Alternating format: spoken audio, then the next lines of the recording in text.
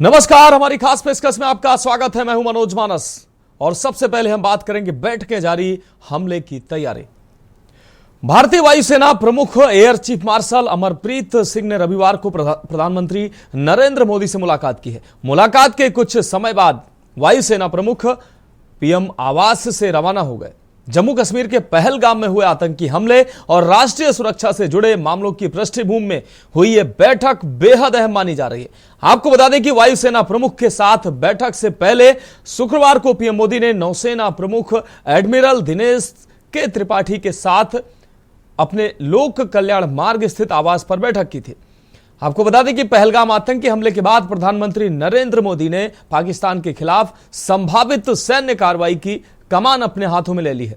वह तीनों सेनाओं के प्रमुखों से अलग अलग बैठकें कर रहे हैं ताकि पाकिस्तान में बैठे आतंकियों के खिलाफ भारत की संभावित कार्रवाई की रूपरेखा तैयार की जा सके। पहली बार 26 अप्रैल को प्रधानमंत्री नरेंद्र मोदी ने रक्षा मंत्री राजनाथ सिंह, राष्ट्रीय सुरक्षा सलाहकार Ajit Doval, chief of defence staff general Anil Chauhan और तीनों सेनाओं के प्रमुख के साथ एक अहम बैठक की थी। यह बैठक लगभग 1.5 घंटे चली, जिसमें प्रधानमंत्री मोदी ने सभी सेनाओं को पाकिस्तान के खिलाफ कार्रवाई के लिए पूरी छूट दी थी। और अब वायुसेना चीफ के साथ प्रधानमंत्री की मुलाकात, उससे पहले एडमिरल यानी कि नेवी चीफ के साथ प्रधानमंत्री की मुलाकात, ये बड़े संकेत कहीं ना कहीं माने जा रहे हैं, क्योंकि प्रधानमंत्री अब पूरी जिम्मेदारी अपने हाथों में ले ली है। और इस अहम खबर के लिए, अहम अपडेट के लिए हमारे विशेष संवाददाता अखिलेश सिंह जी हमारे साथ दिल्ली से जुड़ गए हैं। अखिलेश जी, बैठकों का दौर तो लगातार जारी है, लेकिन प्रधानमंत्री के साथ नेवी चीफ की मुलाकात, उसके बाद एयर मार्शल की जो वायुसेना प्रमुख की मुलाकात बड़े मायने इसके रखती है। क्या लगता है आपको, इसके क्या निहितार्थ हो सकते हैं? देखिए मनोज, जब से 22 अप्रैल को पहलगाम का आतंकी घटना हुआ है, आतंकी हमले के बाद से लगातार बैठकों का दौर जारी है। प्रधानमंत्री लगातार वायुसेना अध्यक्ष, नौसेना अध्यक्ष, थल सेना अध्यक्ष समेत तमाम राष्ट्रीय सुरक्षा सलाहकार, सीडीएस सभी के साथ मुलाकातों का दौर एक बार कर सकते हैं। रक्षा मंत्री के साथ, विदेश मंत्री के साथ, सभी के साथ बैठकों के बाद एक बार फिर प्रधानमंत्री अब 1 to 1 बैठक कर रहे हैं। आज प्रधानमंत्री की मुलाकात वायुसेना के air chief marshal Amarpreet Singh से हुई है। कल प्रधानमंत्री नरेंद्र मोदी की मुलाकात नौसेना के प्रमुख दिनेश कुमार त्रिपाठी से हुई थी। तो कहा जा सकता है कल नौसेना प्रमुख दिनेश कुमार त्रिपाठी ने प्रधानमंत्री से मुलाकात की। आज प्रधानमंत्री नरेंद्र मोदी ने वायुसेना प्रमुख अमरप्रीत सिंह से मुलाकात की। तो ये कहा जा सकता है कि प्रधानमंत्री के द्वारा जिस तरह से ये दावा किया गया था और देश की जनता को भरोसा और वादे के साथ दिलाया गया था कि पाकिस्तान के अंदर आतंकवादी बैठे हुए, उनके वो कल्पना भी नहीं कर सकते हैं कि उनको सजा क्या मिलेगी, उनके साथ कार्रवाई क्या होगी। पाकिस्तान के अंदर आतंकवादियों के आका, आतंकवादियों के मास्टरमाइंड और आतंकवादियों के जो लॉन्चिंग पैड बने हुए हैं, जहां से वो ट्रेनिंग लेते हैं तो भारत की सीमा में घुसपैठ करके आतंकवाद, दहशतगर्दी का काम करते हैं। ऐसे लोगों के खिलाफ कार्रवाई करने के लिए प्रधानमंत्री एक बार फिर बैठकें कर रहे हैं, ताकि उन सभी तैयारियों का एक बार फिर से पूरा जायजा लिया जा सके कि वायुसेना की तैयारी क्या चल रही है। अगर वायुसेना की जरूरत पड़ती है, वायुसेना अगर पाकिस्तान को करारा जवाब देने के लिए क्या क्या तैयारी हो गई है, कैसे जवाब देगी, किस तरह से रणनीति तैयार की है, वायुसेना का क्या अपना रणनीतिक प्लान है, उस चीज को लेकर प्रधानमंत्री के साथ पूरी चर्चा हुई। और इसी तरह की कल चर्चा नेवी के चीफ जो है दिनेश कुमार त्रिपाठी के साथ प्रधानमंत्री को हुई। तो जितना जल मार्ग है, जहां से समुद्री के रास्ते पाकिस्तान को घेरना है और पाकिस्तान को सबक सिखाना है, और जो वहां पर युद्ध जलपोत है, उन युद्ध जलपोत पर मिसाइल से लेकर तमाम चीजों की तैनाती है, उनकी तैयारियों को लेकर प्रधानमंत्री ने कल बात की है। तो मनोज ये कह सकते हैं कि भारत सरकार जो तैयारी कर रही है, राष्ट्रीय कूटनीतिक और अंतर्राष्ट्रीय स्तर के साथ साथ रक्षा तैयारियां सबसे अहम रखती हैं, क्योंकि जब एक देश को दूसरे देश को सबक दिखाना हो, जब भारत सरकार को पाकिस्तान की सरकार को, पाकिस्तान में बैठे सैन्य अधिकारियों को और पाकिस्तान की सेना को, पाकिस्तान जिन आतंकवादियों को पाल पोस रहा है और दहशतगर्दी के लिए तैयार कर रहा है, उनको सबक सिखाने के लिए जो सेना की तैयारी है वो सबसे अहम मायने रखती है। और इन्हीं तैयारियों के लिए बार बार प्रधानमंत्री वायुसेना अध्यक्ष हो, थल सेना अध्यक्ष हो, नौसेना अध्यक्ष हो, रक्षा मंत्री हो, विदेश मंत्री हो, सभी के साथ सीडीएस के साथ एक लगातार बात करें। यहाँ तक कि एक पूरी बैठक प्रधानमंत्री, राष्ट्रीय सुरक्षा सलाहकार हो, सीडीएस हो, वायुसेना अध्यक्ष हो, थल सेना अध्यक्ष हो और सभी के साथ नौसेना अध्यक्ष हो, सभी के साथ एक साथ पूरी संयुक्त बैठक की और 1-to-1 अब बैठक की तैयारी को कह सकते हैं कि अब उन तैयारियों को अंतिम रूप देना शुरू किया जा रहा है जब प्रधानमंत्री 1-to-1 बैठकें कर रहे हैं। मनोज, बिल्कुल अखिलेश जी, इस तमाम जानकारी के लिए आपका बहुत शुक्रिया। तो रक्षा तैयारियों के साथ साथ भारत रणनीतिक तैयारियां कर रहा है और अब रणनीतिक दृष्टि से जो महत्वपूर्ण फैसले हैं वो भी लिए जा रहे हैं और रक्षा तैयारियों का धार देने के लिए लगातार प्रधानमंत्री बैठकों को अपने हाथ में उन्होंने कमान ले रखी है। और अब हम बात करेंगे सनातन की धार, धर्म संसद में हुंकार। लखनऊ के इंदिरा गांधी प्रतिष्ठान में विश्व हिंदू परिषद के नेतृत्व में धर्म संसद का आयोजन किया गया, जिसमें अयोध्या, काशी और मथुरा समेत पूरे देश भर के साधु संतों के साथ ही उत्तर प्रदेश के, यूपी के डिप्टी सीएम ब्रजेश पाठक भी शामिल हुए। धर्म संसद में देश के हिंदू समाज से जुड़े विभिन्न मसलों पर प्रस्ताव पारित कर महत्वपूर्ण निर्णय लिए गए। आपको बता दें कि हनुमानगढ़ी के महंत राजू दास ने कहा कि धर्म संसद में देश के हिंदू समाज से जुड़े विभिन्न ज्वलंत मसलों पर प्रस्ताव पारित कर महत्वपूर्ण निर्णय लिए गए हैं। उन्होंने यह भी कहा कि पहलगाम जैसी घटना फिर ना हो और आतंकी धर्म पूछकर कायराना हरकत ना करें, इसके लिए हिंदू राष्ट्र का प्रस्ताव है। मुस्लिम इलाकों में विश्व हिंदू रक्षा दल अपना सनातन कवच यानी कि कार्यालय बनाएगा ताकि जो हिंदू और मंदिर वहां हो उनकी रक्षा की जा सके। उन्होंने कहा कि पश्चिम बंगाल में हिंदुओं पर हो रहे अत्याचार को लेकर जून में सनातन यात्रा निकलेगी। तो इंदिरा गांधी प्रतिष्ठान में यह धर्म संसद का आयोजन किया गया है और इस खबर पर अहम अपडेट के लिए हमारे संवाददाता कौशलेंद्र उपाध्याय हमारे साथ जुड़ गए हैं। कौशलेंद्र, इंदिरा गांधी प्रतिष्ठान में धर्म संसद का आयोजन किया गया और इस धर्म संसद में कई अहम बातें निकलकर सामने आ रही, हिंदू धर्म से जुड़े कई महत्वपूर्ण निर्णय लेने की बात कही जा रही है। कौशलेंद्र जी बिल्कुल, देखिए आप विश्व हिंदू रक्षा परिषद में आप धर्म संसद का आयोजन किया और इंदिरा गांधी प्रतिष्ठान में आयोजन चला, जिसमें डिप्टी सीएम ब्रजेश पाठक भी इस कार्यक्रम में शामिल हुए।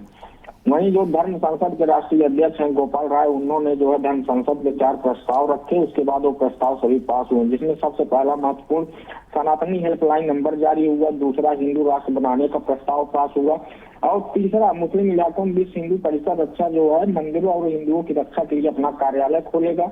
मुर्शिदाबाद घटना कोलकाता को लेकर पश्चिम बंगाल से यात्रा शुरू होगी जो जम्मू कश्मीर तक जाएगी। सनातन की रक्षा के लिए जो करने वाले सनातन गौरव सम्मान दिया जाएगा। हिंदू लड़कियों को जो लव जिहाद ट्रैप में जो फंसती हैं उनके लिए अभियान चलाया जाएगा।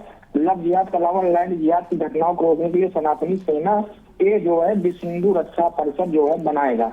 इन सभी मुद्दों पे जो है चर्चा हुई और चर्चा होने के बाद जो तमाम पदाधिकारी विश्व हिंदू परिषद विश्व हिंदू रक्षा परिषद के जो तमाम पदाधिकारी और सदस्य थे, उन लोगों ने इन सभी प्रस्तावों पे मुहर लगाई और आगे इसके निर्णय लेके आगे कार्रवाई की जाएगी। बिल्कुल कौशलेंद्र, इस तमाम जानकारी के लिए आपका बहुत शुक्रिया। तो इंदिरा गांधी प्रतिष्ठान में धर्म संसद का आयोजन किया गया और इस धर्म संसद में विश्व हिंदू रक्षा परिषद के नेतृत्व में यह धर्म संसद का आयोजन किया गया। इसमें तमाम बड़ी संख्या में साधु संत एकत्रित हुए। और अब हम बात करते हैं शिवपाल के विवादित बोल के। गोंडा में समाजवादी पार्टी के वरिष्ठ नेता शिवपाल सिंह यादव ने अपने बयानों से सियासी हलचल मचा दी है। एक जनसभा के दौरान उन्होंने करणी सेना को आतंकवादी संगठन तक कह डाला, जिससे नया राजनीतिक विवाद खड़ा हो गया है। शिवपाल यादव ने पाकिस्तान अधिकृत कश्मीर का मुद्दा उठाते हुए कहा, अब समय आ गया है कि सरकार पीओके को वापस ले। जहां भी कब्जा किया हुआ है सरकार को कार्रवाई करके उसे भारत में मिलाना चाहिए। उनके इस बयान को राष्ट्रीय सुरक्षा से जोड़कर देखा जा रहा है। तो शिवपाल यादव ने विवादित बयान दिया है। करणी सेना को लेकर उन्होंने जरूर विवादित बयान दिया है और जातीय जनगणना को लेकर भी उनकी बात सामने आई। शिवपाल यादव ने करणी सेना पर तीखा हमला बोलते हुए कहा, उन्होंने आतंकवाद से करणी सेना को जोड़ते हुए तीखा हमला बोला है। जातीय जनगणना पर भी उनकी जुबान फिसली है। शिवपाल यादव ने भारतीय जनता पार्टी की सरकार को एक्शन लेना चाहिए उन पर। ये तो देखिए, लोकसभा में जब बहस होती है तो अपने अपने विचार रखने का सबको अधिकार है, और जब वहाँ सब बात हो चुकी है तो देखिए, आतंकवादियों से कम नहीं है ये भी लोग।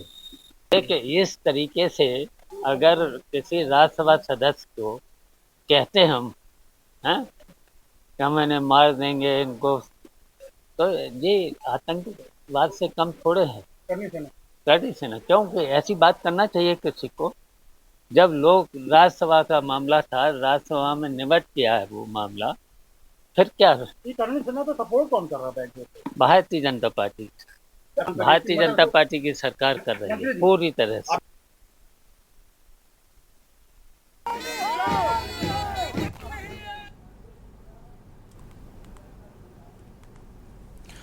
और इस खबर पर अहम अपडेट के लिए हमारे गोंडा संवाददाता राजेश शुक्ला हमारे साथ जुड़ गए हैं। राजेश, आप गोंडा के दौरे पर आज शिवपाल यादव पहुंचे थे, समाजवादी पार्टी के वरिष्ठ नेता हैं, लेकिन उनकी यहां पर जुबान फिसली है। करणी सेना को लेकर सवाल करने पर उन्होंने आतंकवाद से जोड़ दिया करणी सेना को। इसके अलावा उन्होंने जातिगत जनगणना पर भी उनकी जुबान फिसली है। क्या कुछ उन्होंने बोला वहां? जी, आपको बता दें जनपद गोंडा के नवाबगंज में समाजवादी पार्टी के नेता शिवपाल यादव निजी कार्यक्रम में आए हुए थे, तो वहीं पे मीडिया के जब उनसे बयान लगा तो उन्होंने कहा कि समाजवादी यानी जो करणी सेना है वो आतंकवादी सेना है और उनको बिजली का सपोर्ट है। उसके बाद उन्होंने बातों में कह दिया कि शिवपाल यादव ने कहा कि पीओके को वापस लेने का समय आ गया है, जहाँ भी कब्जा हुआ है उसे सरकार को कार्य करके वापस लेना चाहिए, लेकिन सरकार कोई कार्रवाई नहीं करे। और वही बातों की जुबान फिर सरकारी, तो उन्होंने कहा कि जो जातीय जनगणना का सरकार जो वो आदेश जारी की उसमें समाजवादी पार्टी को कुछ लेने लगा, क्योंकि समाजवादी पार्टी महंगाई और बेरोजगारी के मुद्दों पर बात नहीं करती। तो कहीं ना कहीं अगर देखा जाए तो समाजवादी पार्टी की जो नेता शिवपाल यादव उनके इन बयानों से जनपद में खलबली मची हुई है। राजेश, इस तमाम जानकारी के लिए आपका बहुत बहुत शुक्रिया। तो गोंडा में एक निजी दौरे पर शिवपाल यादव पहुंचे थे, यहाँ उन्होंने उनके मुंह से कुछ विवादित बोल भी निकले, जिसको लेकर अब जरूर चर्चाएं उस पर जोर हो चुकी हैं। आपको बता दें कि करणी सेना को लेकर उन्होंने आतंकवाद से करणी सेना को जोड़ा है, साथ ही पीओके के मसले पर भी उन्होंने अपनी प्रतिक्रिया दी। उन्होंने कहा कि अब समय आ गया है कि अब पीओके को भारत में मिला लेना चाहिए।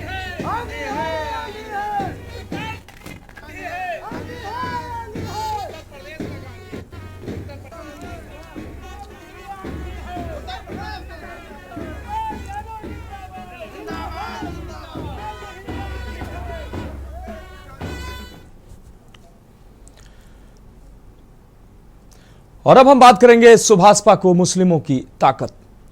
लखनऊ में मुस्लिम समुदाय के लोगों ने सुहेलदेव भारतीय समाज पार्टी का दामन थामा है। 200 से ज्यादा मुस्लिम वर्ग के लोगों ने ओम प्रकाश राजभर की मौजूदगी में आज पार्टी कार्यालय में पार्टी की सदस्यता ली है। इस मौके पर अल्पसंख्यक प्रकोष्ठ के प्रदेश अध्यक्ष खुर्शीद आलम के नेतृत्व में पार्टी कार्यालय पहुंचे, जहां सभी लोगों से मुलाकात करने के बाद ओपी राजभर ने सभी का पार्टी में स्वागत किया। हाल ही में सुहेलदेव समाज पार्टी छोड़कर कुछ लोग सुहेलदेव की पार्टी और ओपी राजभर पर गंभीर आरोप लगाते नजर आए थे, जिसको लेकर ओम प्रकाश राजभर ने उन लोगों पर तंज कसते हुए पार्टी छोड़कर जाने वाले लोगों के आरोपों को बेबुनियाद बताया और कहा कि पट्टे ठेके लेने और दिलाने वालों के लिए पार्टी में कोई जगह नहीं है। ऐसे लोग किसी भी जगह स्थापित नहीं हो सकते हैं जो महज रुपए पैसों के बल पर चलते हैं।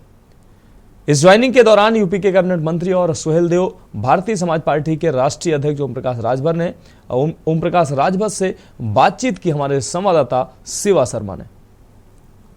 हाल ही में सुहेलदेव भारतीय समाज पार्टी इस विवादों में आई थी कि मुस्लिम समुदाय के लोग इस पार्टी को छोड़ करके जा रहे हैं, लेकिन 3 दिन बाद फिर 200 से ज्यादा लोगों ने इस पार्टी को ज्वाइन किया है। इस पूरी मसले पर बातचीत करने के लिए राष्ट्रीय अध्यक्ष ओम प्रकाश राजभर जी मौजूद है। सर, बड़ा बदलाव हुआ, पहले पार्टी लोग छोड़ करके जाते हैं, समाजवादी पार्टी ज्वाइन करते हैं और फिर से 200 लोग ज्वाइन कर रहे हैं। देखिए, कोई व्यक्ति पूरे देश का ठेका ले ले तो उसको कोई मानेगा? हाँ, जरूर है कि कुछ लोग जो आते हैं स्वार्थ के चक्कर में ठिका पट्टा के चक्कर में आते हैं, ट्रांसफ़र कराने के चक्कर में आते हैं। जब उनका स्वार्थ सिद्ध नहीं होता है तो वो यही कहते हैं कि जैसे कि बिल्ली की तरह जब अंगूर नहीं मिलता तो खट्टे हैं। ऐसे ऐसे लोगों का नाम उन्होंने दे दिया था रिजाइन, कि जो आज आए हुए लोग हैं। इन लोगों को खुद नहीं पता था कि हम रिजाइन दिए कि नहीं दिए हैं। और उसको तिल का ताड़ बनाने वाले ये जाहिल लोग, हम तो उनको जाहिल कहते हैं, ये जाहिल लोग हैं। ये घूमते रहते हैं कि ओम प्रकाश के यहाँ दाव लगेगा, कि संजय निषाद के यहाँ लगेगा, कि अनुप्रिया पटेल जी के यहाँ लगेगा, कि अखिलेश जी के यहाँ लगेगा। कहाँ लग जाए, ये घूमते रहते हैं। आज आपके सामने प्रमाण है, आप किसी से भी पूछिए, कोई बुंदेलखंड से आया है तो कोई महाराजगंज से आया है तो कोई लखनऊ से, अलग अलग जिलों से लोग स्वेच्छा से अपने से, हमारे प्रदेश अध्यक्ष खुर्शीद आलम जी हैं, उनके नेतृत्व में लोग पार्टी ज्वाइन कर रहे हैं। उनको भरोसा और विश्वास है। हमने लोगों से कहा है कि भाई देखो, हम सहयोगी दल हैं। आपके थाने में, तहसील में, जिले में कहीं कोई दिक्कत हो, आपके साथ अन्याय हो रहा तो आप हमसे मिलो, हम आपकी पूरी ताकत के साथ मदद करेंगे। और रही बात जहाँ तक सियासत की, तो सियासत में हम लोग चारों तरफ एक आवाज़ उठावें कि हम 18% वोट देते हैं अगर समाजवादी पार्टी को, तो समाजवादी पार्टी 27 में मुसलमान को मुख्यमंत्री बनावे। इस बात का हम लोग पूरे 75 जिले में लोगों के बीच में ये संदेश लेके जाएं कि हमारा वोट 95% समाजवादी पार्टी लेती है, तो वो इस बार 4 बार वो बन चुके हैं। 9% उनकी आबादी है, 18% मुसलमान की आबादी है। मुसलमानों के हितैषी अगर समाजवादी पार्टी है तो वो मुसलमान के बेटे को मुख्यमंत्री बनाने का ऐलान करें, और नहीं करते हैं तो ये मान लिया जाएगा कि वो मुसलमानों के दुश्मन हैं। हमारे साथ राष्ट्रीय अध्यक्ष ओम प्रकाश राजभर जी का साफ तौर से कहना है, जो लोग पार्टी छोड़ के गए एक तरीके का भ्रम फैला रहे थे, लेकिन आज जिन लोगों ने ज्वाइनिंग की है वो असल में मुस्लिम समुदाय के लोग हैं और विकास के रास्ते को जिस तरीके से लेकर के ये लोग आगे चल रहे हैं उसके लिए एक ये कड़ी जरूरी है। वीडियो जर्नलिस्ट आदित्य नारायण तिवारी के साथ शिवा शर्मा। तो फिलहाल यहाँ वक्त एक ब्रेक का है और ब्रेक के बाद हम बात करेंगे खेल के मैदान में खूनी खेल की। आप देख रहे हैं के न्यूज, खबरों का सारथी। विमल में गुलिस्तां की ये कुछ लजीज फरिश्ते, जब साथ घुले तो जी ललचाए और दिल कहे कि स्वाद की इस जुबां में खुद को ऐसा डुबाऊं कि निकल ना पाऊं। विमल की जुबान कुछ है ही ऐसी, मानते हैं ना? विमल, बोलो जुबां केसरी।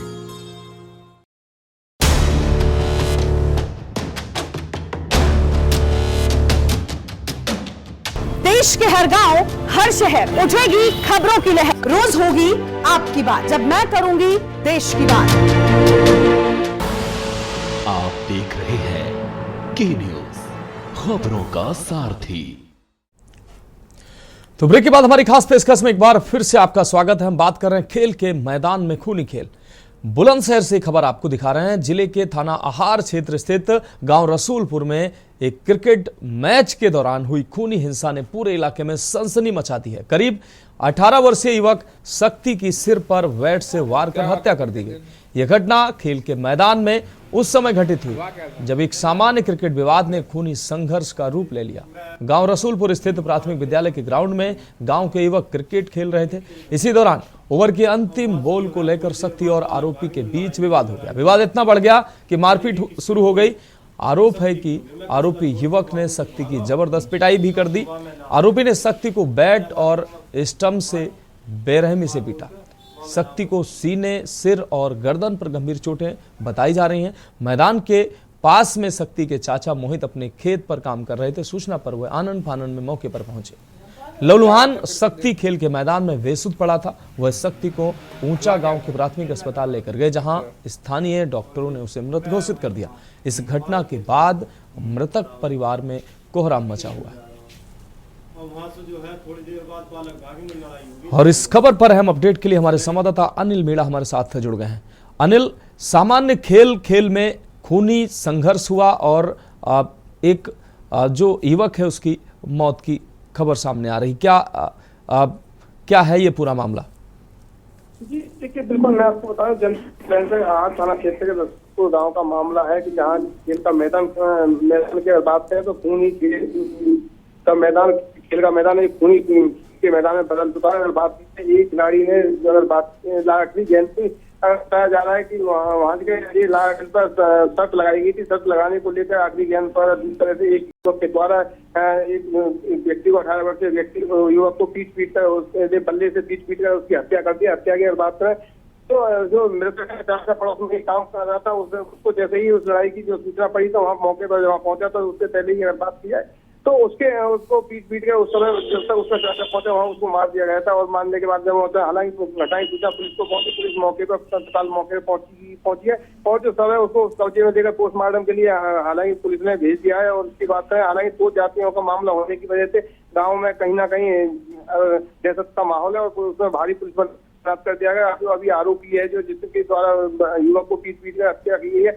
अभी वो फरार है। हालांकि पुलिस का कहना यह है कि जल्दी ही युवक को गिरफ्तार कर जेल भेजा जाएगा। और हालांकि पुलिस का ये भी कहना है कि जांच की जा रही है, जांच में जो लोग इसमें दोषी होंगे उनके खिलाफ भी कार्रवाई की जाएगी। लेकिन सबसे बड़ा सवाल यही आता है कि आपस में दो तरह से ये जो खूनी खेल हुआ है वो कहीं ना कहीं निंदनीय है और लेकर कहीं ना कहीं गाँव में एक चर्चा होती है कि आपस में जो दोनों समुदाय के बच्चे 2 समुदाय के बच्चे खेल रहे थे और उस खेलने के साथ साथ रहते अगर बात की है जो आपस में लड़ाई हुई है तो ये कहीं ना कहीं चिंता का विषय है कि एक खाली गेंद सत्र के ऊपर एक युवक की पीट हत्या करना वो भी कहीं ना कहीं बड़े गाँव में चिंता कराए लोगों में आपस में कई विचार हो रहे हैं। अब देखना ये होगा कि हालांकि जो आरोपी गिरफ्तार नहीं किया गया अब पुलिस उसे कब तक गिरफ्तार करती है और उसमें कौन कौन पीछे में कौन कौन लोग दोषी हैं।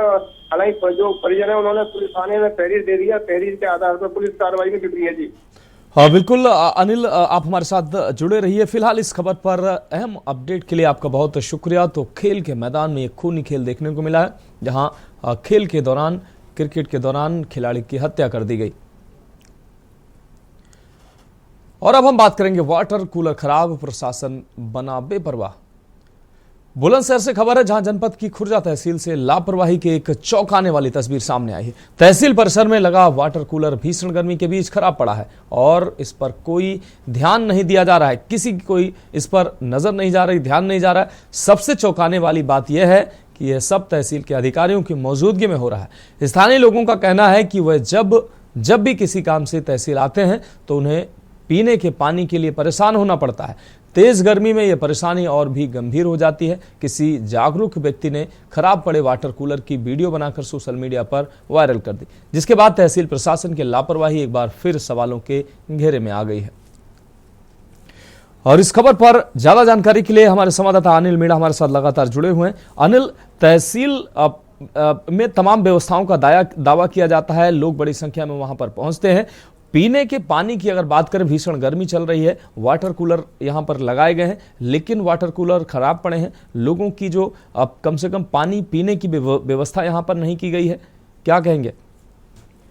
जी देखिए, बिल्कुल मैं आ रहा हूँ जनपद खुर्जा तहसील परिसर का मामला है जहाँ की एक वीडियो वाटर कूलर खराब पर सोशल मीडिया पर जमकर वायरल हो रहा है। वहाँ की बात की जाए तो स्थानीय जो लोगों का कहना यह है कि यहाँ काफी तादाद में लोग अपनी शिकायतों को लेकर आते हैं और शिकायतों को लेने के बाद लोगों भीषण गर्मी पड़ रही है, लोगों को प्यास लगती है तो वाटर कूलर ही भागते हैं और वाटर कूलर खराब पड़ने की वजह से लोग कहीं ना कहीं पड़ जाते हैं कि आखिरकार पानी पिए कहाँ पिए। तो वहीं किसी एक युवक द्वारा जब वाटर कूलर पानी पीने गया नहीं वहाँ मिला तो उसने वीडियो बनाकर सोशल मीडिया पर वायरल कर दिया। सबसे बड़ा सवाल यही आता है कि तहसील परिसर में तमाम अधिकारी चाहे एसडीएम हो, तहसीलदार हो, नायब हो और यहाँ तक कि बात करें जो पुलिस के जो क्षेत्र अधिकारी हैं सीओ, उनका भी ऑफिस उसी तहसील परिसर में, लेकिन किसी भी अधिकारी की उस खराब वाटर कूलर की तरफ ध्यान नहीं दिया है। और ना ही अगर बात किया है जो उत्तर प्रदेश के मुख्यमंत्री हैं, देखिए गर्मी होने से पहले ही सभी प्रशासन और जिला अधिकारियों को निर्देश दिए थे कि सभी गर्मी से किसी भी व्यक्ति को किसी तरह की कोई परेशानी ना होने पाए, सही तैयारी लेकिन कहीं ना कहीं मुख्यमंत्री के मंसूबों को तरीका लगाते हुए तहसील प्रशासन सब दिखाई दे रहा है कि अभी तक देखिए water cooler video social media viral हो रही है। और यही अब सवाल ये निशान खड़े कर रहा है कि आखिरकार प्रशासन की आंख क्यों नहीं खुली है और किसी युवक के द्वारा जिस तरह वीडियो सोशल मीडिया पर वायरल हुई है तो प्रशासन के जो अधिकारी हैं, एसडीएम है, तहसीलदार नायब है, उनके द्वारा वाटर कूलर को सही क्यों नहीं कराया। एक चिंता का विषय है कि वाटर कूलर जो लगाए जाते हैं वो लोगों की जो प्यास बुझाने के लिए लगाए जाते हैं और गर्मी में तो लोग देखा जा रहा है कि लोग प्याऊ लगाते हैं, लोगों को पानी पिलाते हैं, लेकिन यहाँ अधिकारी जो परिसर की बात करें इस तरह से जो तहसील का जो वाटर कूलर है वो पूरी तरह से खराब पड़ा है और बात किया है तो जिस तरह से लगातार देखा जा रहा है वीडियो सोशल मीडिया वायरल हो रही है। और यही अब सवाल है जब जो कोई व्यक्ति वही ये कह रहा है कि अधिकारियों में बहुत बड़ी लापरवाही है, ऐसे लापरवाही अधिकारियों के खिलाफ कहीं ना कहीं कार्रवाई की बात भी मांग की जनता के लोगों को जारी है। देखना ये होगा कूलर को जो प्रशासन के जो अधिकारी हैं तहसील के अधिकारी कराते, ये तो आने वाला होता है। फिलहाल के रहे तो लगातार प्रशासन की जमकर